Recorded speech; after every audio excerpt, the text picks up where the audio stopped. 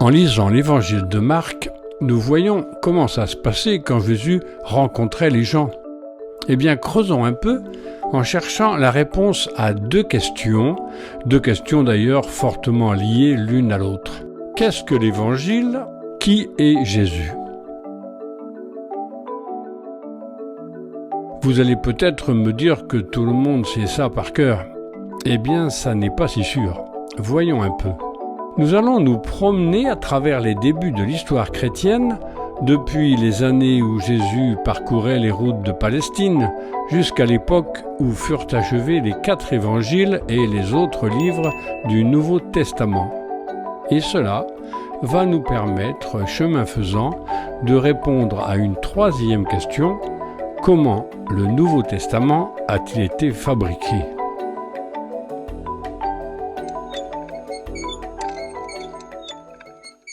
Nous avons au début de l'évangile de Marc comme un résumé de l'activité de Jésus.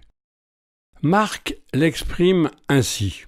Après que Jean-Baptiste eut été livré, Jésus vint en Galilée proclamant l'évangile de Dieu et disant : Le temps est accompli et le règne de Dieu s'est approché. Convertissez-vous et croyez à l'évangile. Nous y voici. Voici la première réponse à notre première question. L'activité de Jésus consiste à proclamer l'évangile, c'est-à-dire la bonne nouvelle. Et quelle est cette nouvelle ? Quel est son contenu ?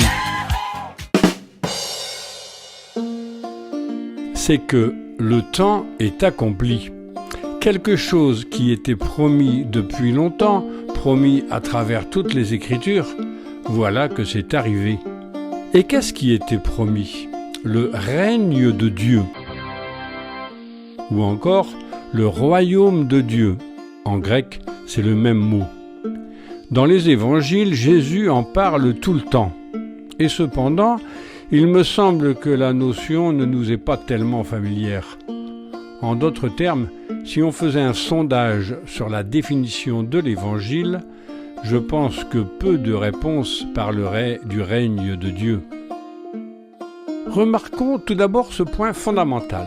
Jésus ne parle pas de lui-même. Il parle de Dieu, qu'il va appeler son Père. Plus tard, bien sûr, les disciples vont beaucoup parler de Jésus, et nous sommes encore en train de le faire. Mais en lisant l'évangile de Marc, vous avez certainement remarqué que Jésus était fort discret sur lui-même. Il n'aimait pas qu'on lui fasse de la pub. La bonne nouvelle, dans un premier temps, c'est donc la venue du règne de Dieu. Et le règne de Dieu, c'est quand c'est Dieu qui commande. C'est quand les choses sont comme Dieu veut. Les relations entre les gens vont être comme Dieu veut. C'est-à-dire ce qu'on découvre en examinant les rencontres de Jésus avec les gens, tout particulièrement les malheureux, les petits, les pécheurs, les rejetés, les malades. Ma parole, on dirait que Jésus a lu la bulle de notre pape François sur la miséricorde.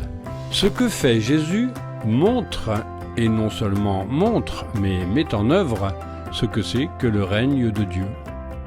Et comme nous le disions tout à l'heure, cela a été promis à bien des endroits des Écritures. Prenons par exemple le psaume 145. Il se termine ainsi. D'âge en âge, le Seigneur régnera, ton Dieu, au Sion, pour toujours.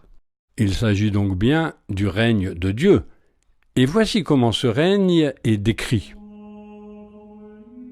Il garde à jamais sa fidélité.